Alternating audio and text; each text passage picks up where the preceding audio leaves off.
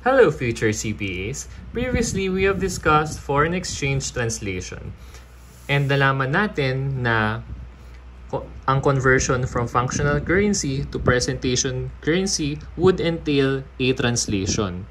And ang conversion from foreign currency to functional currency would entail remeasurement. Last time, na-discuss na natin yung translation. So now we will proceed with the discussion of remeasurement. So, bago yan, sir, ano po ba ang pinagkaiba ng remeasurement sa translation? When it comes to translation, the entire operations of, for example, itong ABC Thailand, ABC Hong Kong, saka ABC Singapore, na example natin on our previous video, yung entire operations ng tatlong yan is in foreign currency. Si Thailand in baht, si Hong Kong in HKD, si Singapore nag-ooperate siya in SGD. From the point of view of the parent company who is preparing the consolidated financial statements, itong BAT, HKD, and SGD is in foreign currency, no? Pero from the point of view of the subsidiary itself, yan yung kanilang functional currency. Kaya there is a need for us to convert the functional currency of each subsidiary to the presentation currency, which is in Philippine peso. So there is a need for us to translate the entire financial statements ng kada kumpanya na yan. Ngayon, when it comes naman to remeasurement, it is not necessarily na yung entire operations ng isang company is in foreign currency. So, balikan lang natin yung ABC Thailand. Ang kanyang functional currency is malinaw naman in baht. So, lalagay ko dito, baht. Ngayon, ang kanyang presentation currency from the point of view of the parent company in Philippine peso. So, kapag i-convert natin from functional currency ng entire financial statement ABC Thailand to presentation currency ni parent company for the consolidated FS, ang tawag natin doon translation. Pero for example naman, si ABC Philippines Incorporated, siya yung Philippine subsidiary nitong parent company. Ang functional currency niya is in Philippine peso. Ang presentation currency niya from the point of view of the parent is in Philippine peso din. So, hindi natin kailangang mag-translate. Pero however, merong foreign operations si ABC Philippines. For example, si ABC Philippines, sa ABC Thailand muna siya humingi ng raw materials kasi si ABC Thailand merong excess raw materials. Since magkakapatid naman sila ng mga company, humingi muna si ABC Philippines. Okay? Tapos binayaran niya kay ABC Thailand. Kunyari, related party transaction. Foreign transaction yun. So, nagkakaroon ng foreign transaction denominated in baht.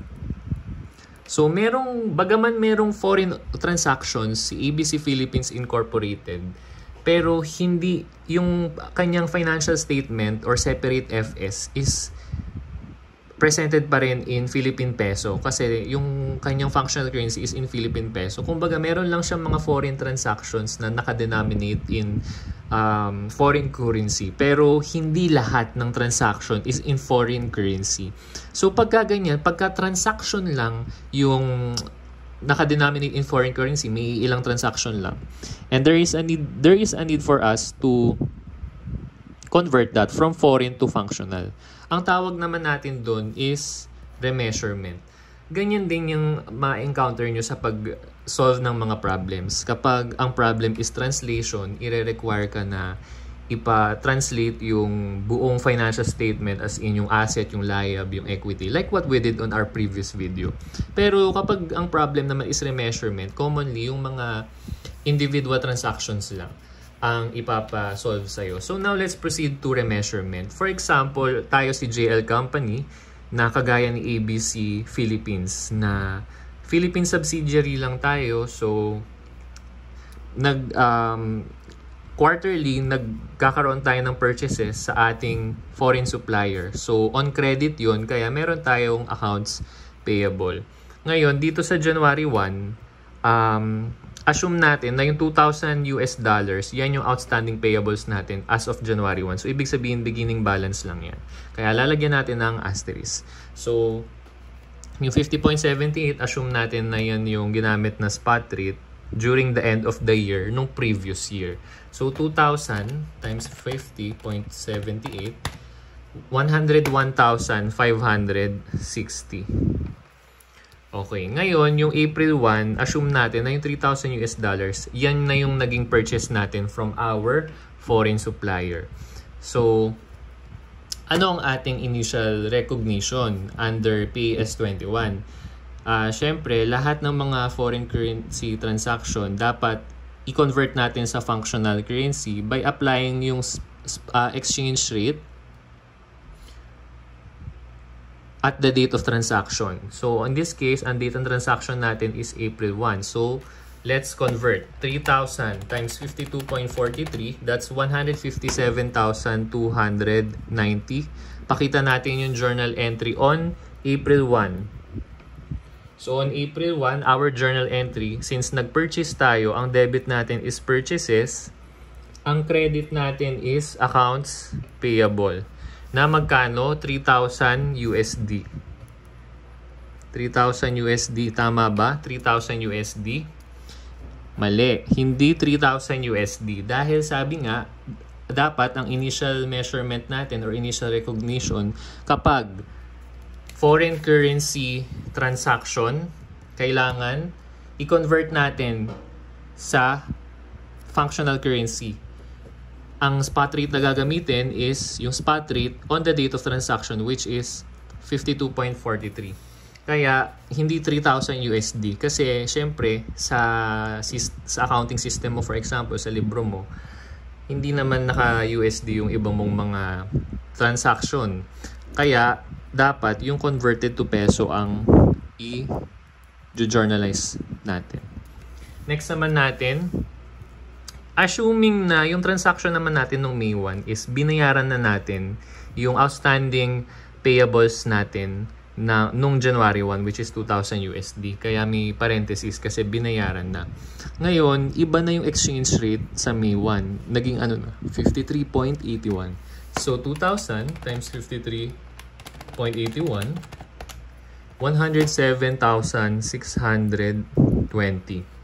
So let's try to journalize May 1. So syempre, dahil nga nabayaran na yung accounts payable dyan, debit na natin yung accounts payable. Of how much? 101,560.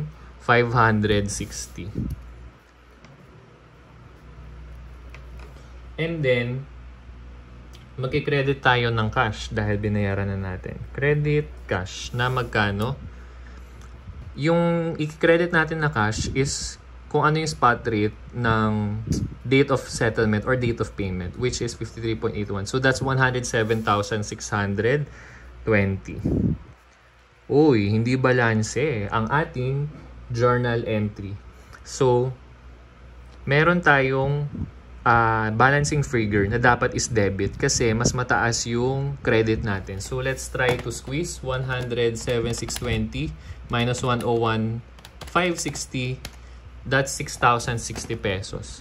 So 6,060 pesos, this would be your foreign exchange gain or loss. So since debit siya, loss yan. Kasi 'di ba ang normal balance na expenses is debit. So ganun din with loss.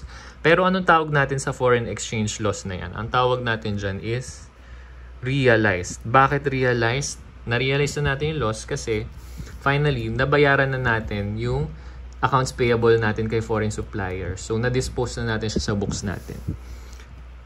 And then, we also have July 1 transaction. Nag-purchase daw tayo ng 4,000 USD kay foreign supplier worth 50.89. So, let's convert. 4,000 times 50.89.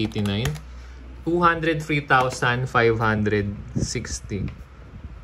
Our journal entry for July 1 is debit purchases, credit accounts payable of 203,560. And lastly, on October 1, nag-purchase daw tayo ng 5,000 ng goods worth 5,000 US dollars from the foreign supplier worth and ang exchange rate is 53.86 during that day. So 5,000 times 53.86, 269,300. So let's journalize on October 1. Debit purchases, credit accounts payable, 269,300. 269,300. Okay. So, ngayon, nakita natin na meron na tayong realized loss na 6,060 last May 1. So, lagay lang natin dito 6,060. And since aside from payables natin on January 1 na outstanding na nabayaran na natin, wala na ako nakikitang iba pa na payables natin na na-incur natin this year na nabayaran na. So, wala pa tayong ibang marirealize na gain or loss. So, lahat yan mapupunta na sa unrealized. Ito, realized na siya. So, automatic, hindi na yan unrealized. Ngayon, paano natin i-compute yung ating forex gain or loss at the end of the year? So, syempre, December 31 na, reporting period na natin. Ito yung naging initial recognition natin. Meron din tayong subsequent measurement under PAS 21. So, subsequently, at the end of each reporting period, kailangan i-translate natin lahat ng monetary items in foreign currency using the closing rate. Assuming na ang closing rate natin on December 31 is 51.66. So, try natin i-convert. Magkano na lang ang outstanding payables by the end of the year in USD? So, let's compute. 2,000 plus 3,000 minus 2,000 settlement plus 4,000 plus 5,000, 12,000 pesos. So, 12,000 USD. Ang spot rate natin during December 31 is 51.66. So, magkano ang SM or subsequent measurement natin sa outstanding payables as of reporting period? 12,000 times 51.66, 619,920. Yung initial measurement natin sa outstanding payables natin, magkano lahat yan combined? So, 157, 203, 269. Let's compute. 157,290 plus 203,560 plus 269,300. Answer, 630,150 ang ating IM or initial measurement. So, ang tawag pala natin, by the way, sa 51.66 is closing rate. Okay, so ang initial measurement natin sa accounts payable natin, which is a foreign transaction, is 630,150. Pero subsequently, on December 31, na-measure siya at 619,920. So, ibig sabihin, bumaba. At kapag bumaba ang bayarin, ano ang reaksyon? Masaya. So, ibig sabihin, this is a gain. A gain of how much? Let's try to compute. 630,150 minus 619,920. That's 10,000 pesos and 230 pesos. 10,230 pesos gain. So, pag tinanong tayo how much is the foreign exchange gain or loss unrealized, on December 31, ang isasagot mo is 10,230 pesos. Our journal entry for that is debit accounts payable. So, syempre, dahil gain, ibig sabihin, nabawasan niya yung bayarin. Kaya, i-debit natin yung accounts payable ng 10,230. And then, meron tayong forex gain. And, by the way, that's unrealized. Na magkano? 10,230. Yun. So, paano pag tinanong naman sa'yo sa problem, magkano yung unrealized gain or loss at on December 31 attributable to the purchase transaction on April 1 o di kaya on July 1 or on October 1? So, ganito mo lang siya gagawin. Yung spot rate nung initial measurement, 52.43, i-minus mo sa closing rate na 51.66 times 3,000. That's 2,310. So, ilagay natin dito, unrealized gain or loss, 2,310. Paano malalaman kung gain or loss? Tignan mo lang yung spot rate nung initial and subsequent. So, from 52.43 bumaba, naging 51.66. Bumaba ang bayarin, ang reaction mo, masaya. That's game. So, ganun mo lang siya i-analyze. Next, July 1, 50.89 minus 51.66. 0.77 times 4,000. 3,080. 3,080. Gain ba siya or loss? Tingnan natin. From 50.89, tumaas ang bayarin, naging 51.66. Tumaas ang bayarin, malungkot, loss. So,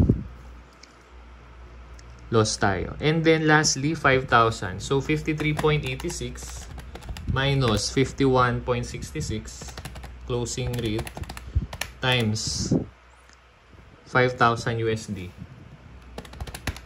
11,000. So, 11,000. From 53.86, bumaba ang bayarin, naging 51.66. Masaya, bumaba ang bayarin, that's gain. Let's compute. Check natin. Dapat ang lalabas is 10,230 pesos gain. So, 2,310 minus 3,080 plus 11,000. Ay, sorry. 2,310 minus 3,080 minus plus 11,000. So, 10,230. So, tama tayo. 10,230. Okay. So, eto, naka-compound entry na yan. Pero kung gusto mong i-journalize ng individually, pwede naman. So, that would be debit, accounts payable, credit, foreign exchange gain, unrealized. Magkano? 2,310. Yung isa is loss. So, paano may journalize yan? Foreign exchange loss, unrealized.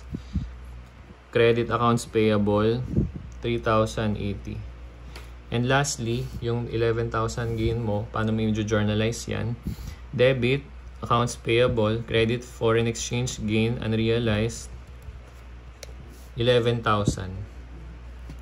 So, pag pinagsama-sama mo yan, yung tatlong entry na yan, ito yung kakalabasan, 10,230. Okay, so mapapansin mo, ang nire-measure natin, ang related asset na nire-measure natin for this illustration is accounts payable. Your accounts payable is a monetary liability. Kung asset man yan, it should be accounts receivable, monetary asset. So, dito, tinuro natin paano mo i-convert ang monetary asset or liability. Pero paano kung halimbawa, property, plant, and equipment ang pinag-uusapan? That's non-monetary asset. So, paano kung non-monetary asset or non-monetary liability ang pinag-uusapan natin? Anong conversion rate? Babalik tayo dun sa tanong natin. Anong conversion rate ang gagamitin natin? So, let's proceed to that discussion. So again, this is remeasurement.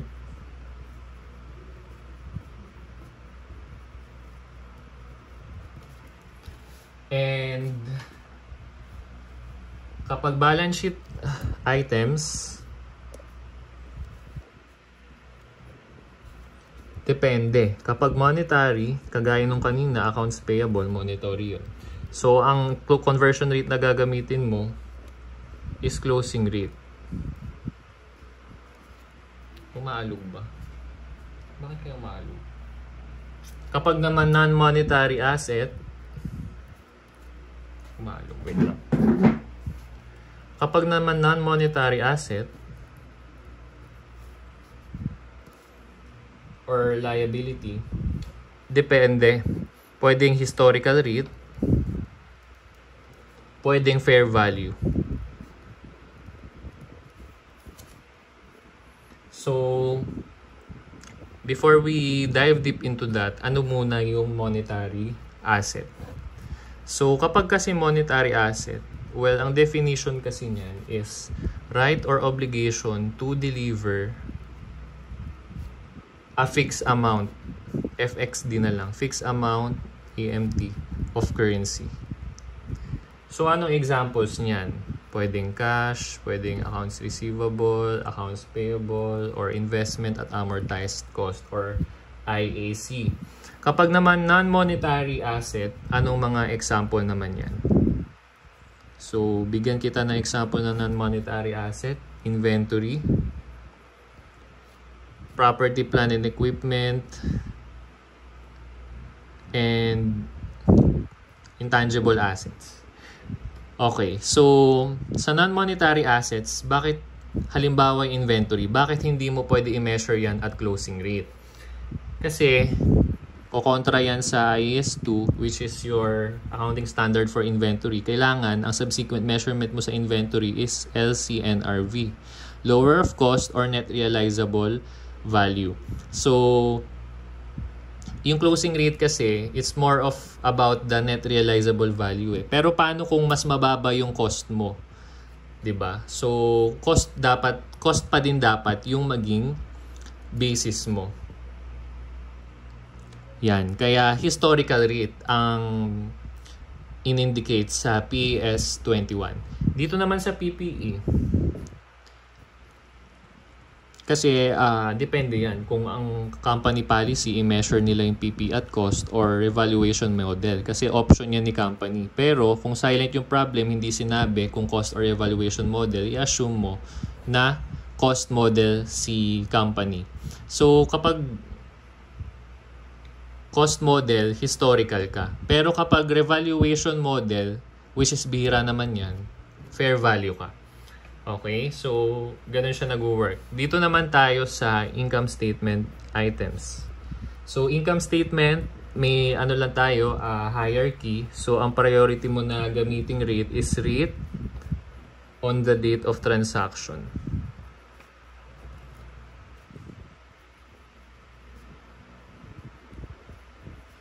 Ngayon, kapag hindi practicable na mahanap ano yung exchange rate on the date of transaction, pinapayagan tayo na ang gamitin is yung average rate if one is not practicable.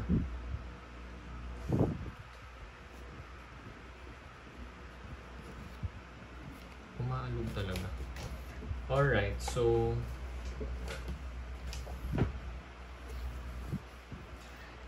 ano natin siya, i-compare natin in contrast with translation. So sa translation, kapag asset or liability, closing rate ka agad. Ngayon, dito sa remeasurement, tinatawag din natin ang remeasurement by the way na closing rate method.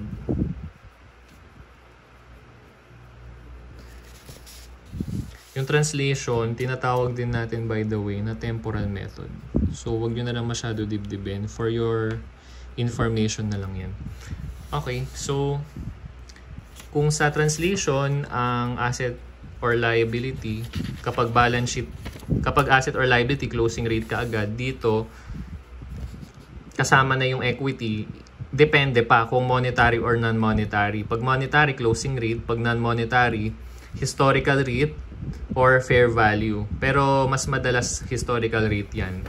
Ngayon, pagka income statement account naman, sa translation, sa nakaraang video natin, average rate ang ginagamit. Dito, sa remeasurement, second priority lang yung average rate kung hindi practicable yung ini-indicate sa measurement, which is rate on the date of transaction supposedly, dapat. Pero kung hindi practicable yung number 1, pwede naman yung number 2, average rate. So, let's try to answer some problems. So, sa translation sa nakaraang video, nasagutan na natin problem number 1. Let's now proceed to problem number 2. Remeasurement of a sale transaction. So, since sale transaction to, ang point of view natin is as a seller tayo. So, XYZ Corporation, a Philippine company with functional currency in Philippine peso, sold goods to a customer in Germany on December 2020 X7. December 2020 X7, that's your transaction date or TD. For 100,000 euros. Payment is due in 60 days. The relevant exchange rates from euros to Philippine peso are as follows. So, meron tayong series of dates and yung corresponding buying rate and selling rate. Tandaan, yung buying rate and selling rate, pareho lang yan na exchange rate. Pero, bakit dalawang set? Yung isa dyan, distractor. Yung isa, yun yung gagamitin natin. So, since as a seller tayo, ibig sabihin may customer tayo sa Germany. Ngayon, yung customer natin sa Germany, ang ibabayad sa atin, 100,000 euros. So, tayo yung seller, di ba? So, bibigyan tayo ng euros ni buyer or ni customer. Yung euros, hindi naman natin mapapakinabangan yan kung nandito tayo sa Philippines, di ba? So, ang gagawin natin,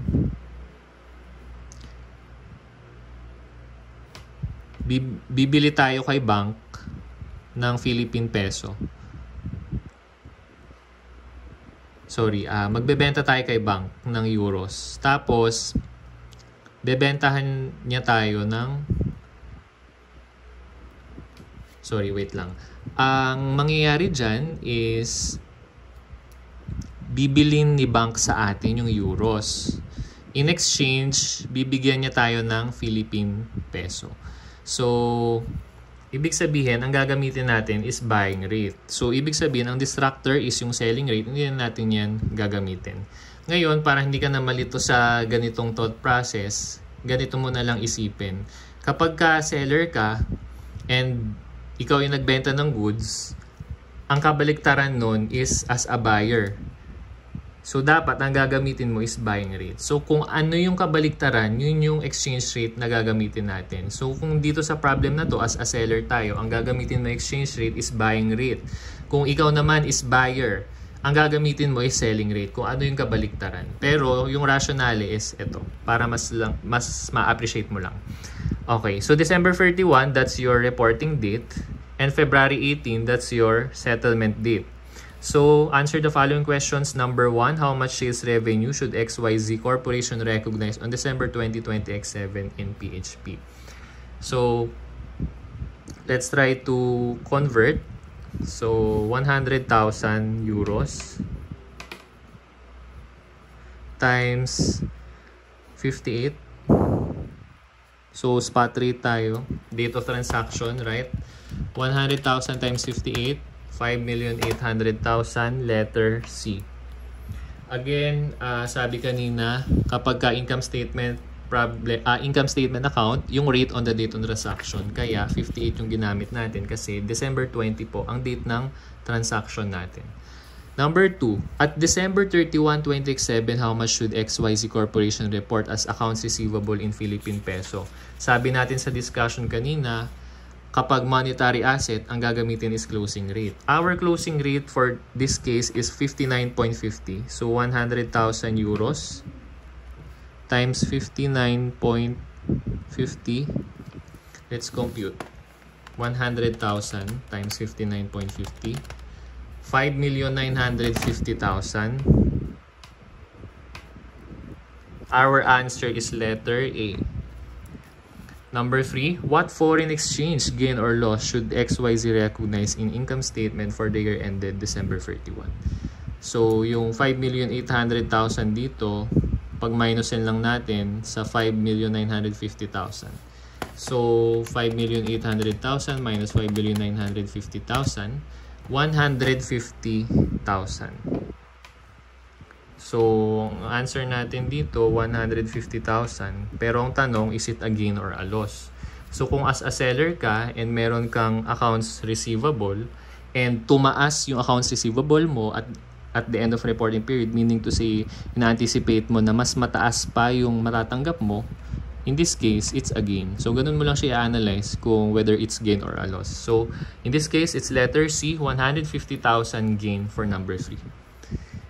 And number 4, upon collection on February 18, 20X8, what is the total foreign exchange gain or loss XYZ should recognize related to this transaction in Philippine peso? So, our exchange rate on February 18 is 60 pesos. So, let's try to compute 100,000 euros times 60 pesos. So, yung 60 pesos, yan yung binayad niya. Kasi, ang binabayad mong cash is kung anong is yung exchange rate sa settlement date. So, 100,000 times 60, 6 million. So, 6 million yung bibilhin, 6 million yung ibibigay mo kay bank para bigyan ka niya ng, yung 6 million yung ibibigay sa ni bank in exchange for 100,000 euros. Yan. So, yung 6 million, saan natin siya i-compare para malaman yung gain or loss? Dito ba sa December 31 or sa as of December 20?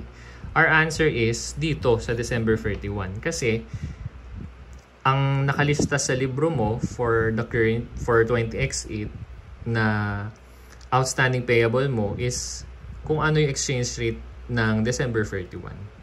Okay? Yung gagamitin mo lang yung December 20. May case na pwedeng mangyari yun kung meron tayong tinatawag na hedging. So, ibang lesson or ibang topic pa yan ng foreign exchange.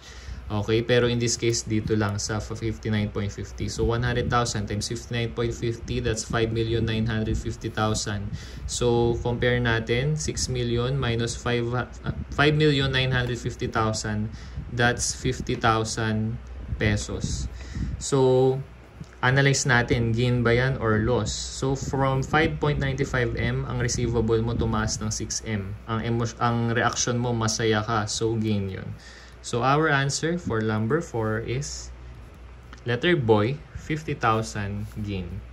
And for our last problem, remeasurement of a purchase transaction required. How much is the foreign exchange gain or loss that ABC Corporation should recognize in the income statement for the year ended June 30, 20x7?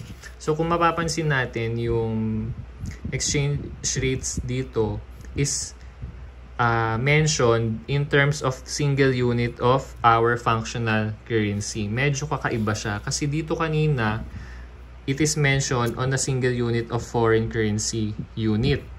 No? So, ang tawag dito sa problem number 2 na manner niya ng pag-mention ng exchange rate is direct quotation.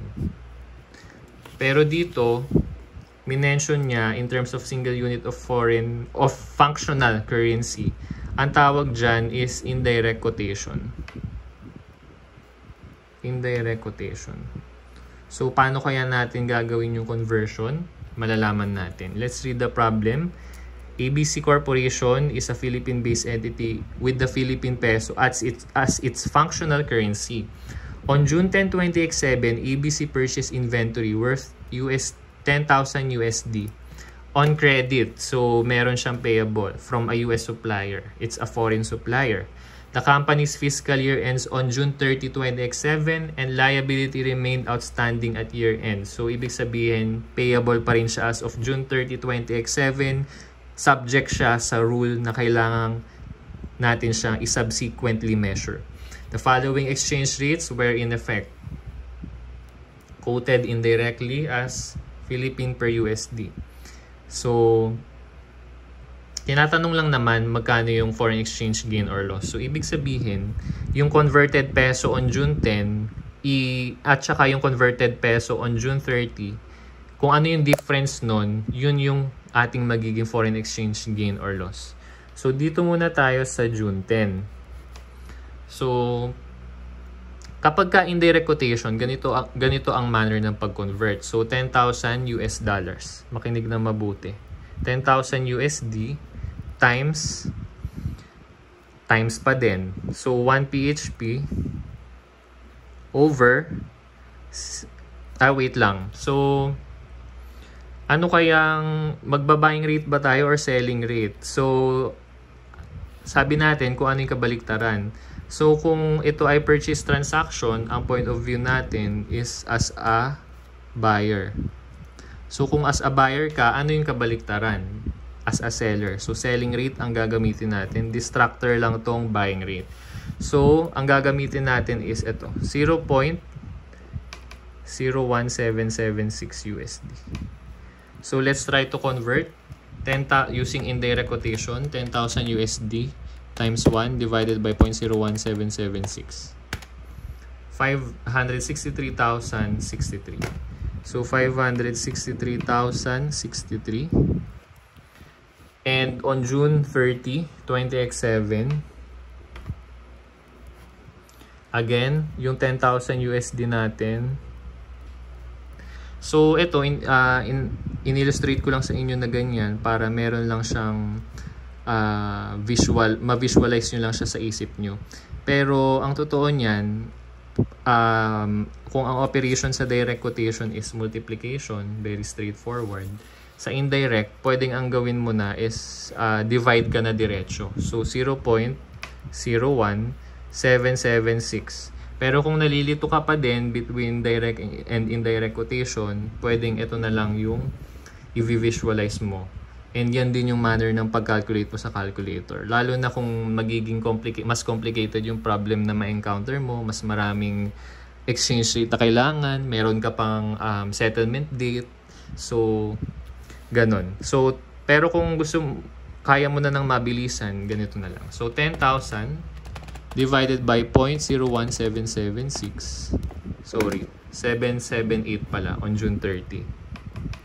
So, 778. So, 562,430. 562,430. So, again, this is a purchase transaction on credit. Meron kang accounts payable. So, yung accounts payable natin, from 563,063, bumaba siya, naging 562,430. So, masaya tayo. Bumaba ang bayarin, gain yan. Gain of how much? 563,63 minus 562,430. That's 633 pesos gain.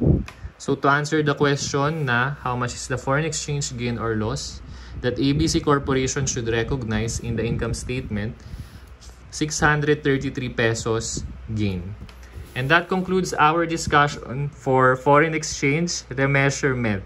Thank you so much for watching and good luck future CPA.